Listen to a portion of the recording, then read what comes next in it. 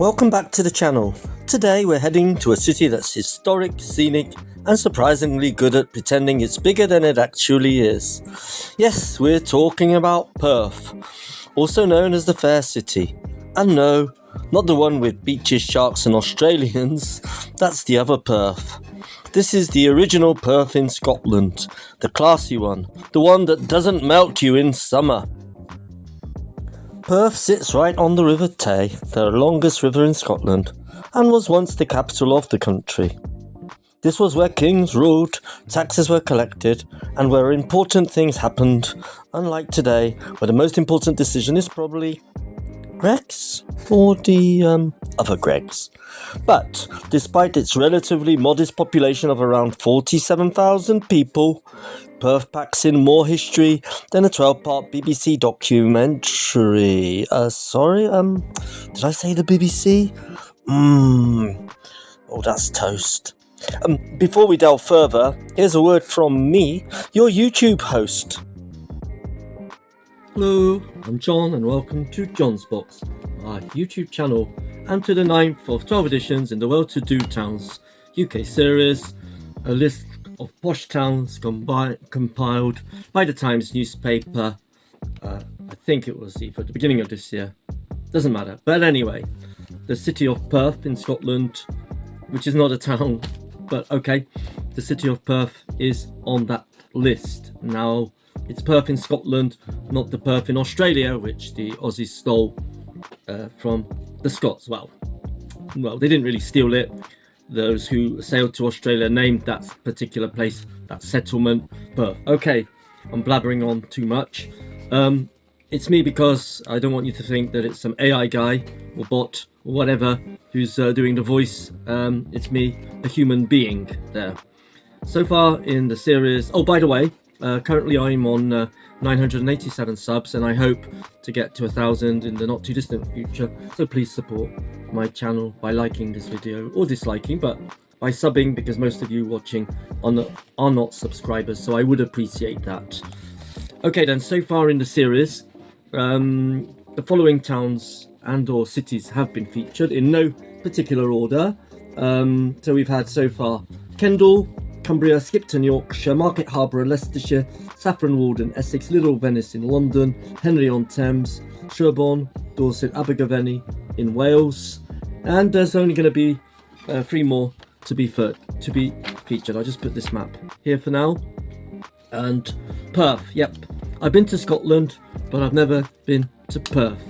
In this video, we'll look at the good sides, the bad sides of the city, fun facts, and there'll also be famous people who come from Perth and some old film footage, after which I will select the next town to be featured in the series of well-to-do towns. So sit back and relax and enjoy the next part of this audio-visual video on Perth. So, what are the positives of this city? 1. The scenery. First off, Perth is stunning. You've got Kendal Hill, hope I pronounced that correctly, the Tay, and endless greenery. If Mother Nature had a favourite Scottish weekend break, it would be here. 2. History everywhere. Castles? Check. Ancient churches? Check. A place where Scottish kings were crowned? Double check. That's Scone. Just a stone's throw away.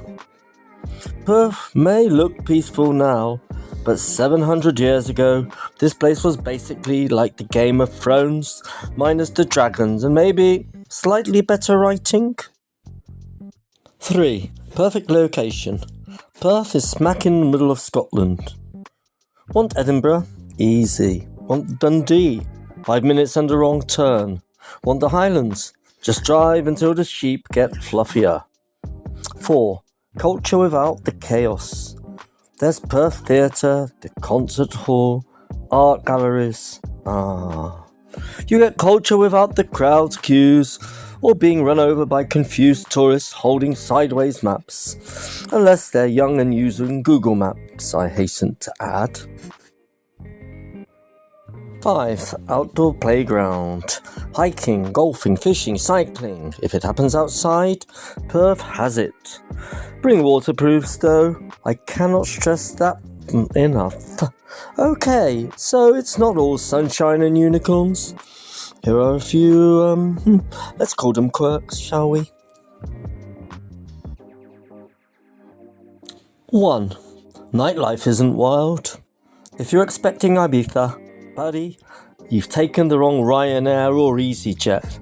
At Perth's nightlife is more a couple of pints and home by midnight than dancing until sunrise with a glow stick in each hand. 2. The weather. It's Scotland. That's the whole sentence.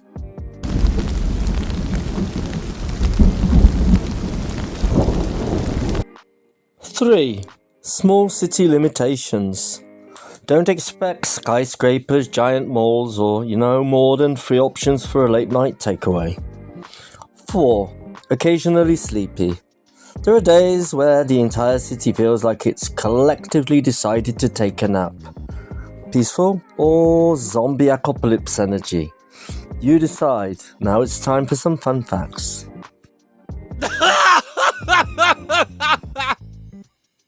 Okay, here are some fun nuggets of Perth knowledge that you can drop at parties, assuming you go to parties where people care about Scottish geography, which, honestly, I do respect. Perth, Australia is named after Perth, Scotland. Yes, the Australians basically copied the name and then upgraded the weather. The Stone of Destiny, used in Scottish royal coronations, originates from Scone, just outside Perth. Kendal Tower looks ancient, dramatic and medieval, but it's literally a decorative folly.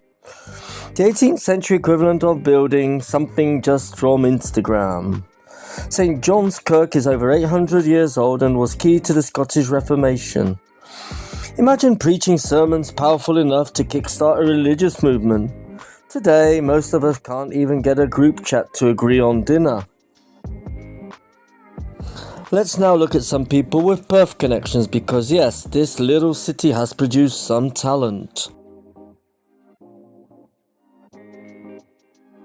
Ewan McGregor studied at Perth Theatre. Before he mastered the force, he mastered Scottish stage lighting. J.D. Ferguson is one of Scotland's greatest colourist painters. And there's Elliot Anderson, the professional footballer, Lulu singer, who grew up partly in Perthshire. And there's a bunch of footballers, writers, historians and artists who'd take too long to list, but trust me, Perth punches above its weight. So that's Perth, Scotland, the historic little city with a big personality, scenic views, cultural gems, and just enough rain to keep you humble. Now it's time for some old film footage.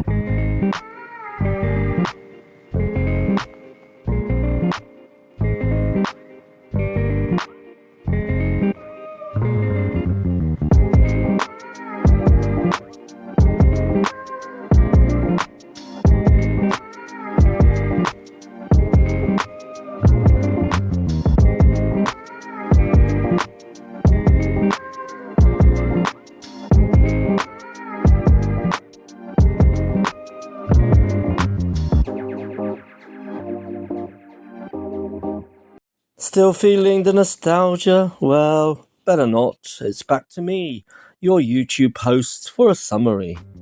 There you have it, there you have it. If you live in Perth, tell me what you think. Is it as well-to-do or as posh as they say, particularly at the Times newspaper? And what's the accent like? I mean, I've been having a problem trying to find the Perth accent. Something on the internet, on YouTube, from A Short History of Perth. Have a listen and tell me if this is actually somebody from Perth speaking. Executive of Bell's Whisky, was somebody who founded the Ganachie Trust, and they've been very generous to sort of Perth and the surroundings, and also to throughout Scotland. As you'll know, the library here is named after A.K. Bell, because of the generosity of the Ganachie Trust when we were building this place about 20 years ago. Probably one of the things he's most famous for is the Ganachie. So have a listen to this accent. Is it really Perth? And of course Perth is the centre of the recruitment area, which actually encompasses Tayside and Fife, so Angus, Dundee, Fife and Perth and Kinross. Well, people will get a real sense of the history of the Black Watch, all the way from 1725 through to 2006. We'll tell people about those symbols of the Black... Right, that's somebody who works at the local museum. Is she from Perth? Let me know in the comments. So now I'm going to choose the next town or city to be featured in December's edition of Well-to-Do Towns. So let's see what we've chosen here from the bag, and it is the town of Port Stewart, County Londonderry. Port Stewart, County Londonderry. So we're going to go over to Northern Ireland in the next edition. It's up here on the north coast of Northern Ireland. There. So that'll be featured in the December edition. So let me know if you've been there, if you live there, if you go to school there. What do you think of Perth? Am I accurate in what I've said in the video? What you've seen? Let me know. I'm curious. And by the way, as I've mentioned, like or dislike this video, and see you again in another video on John's Box. Bye for now.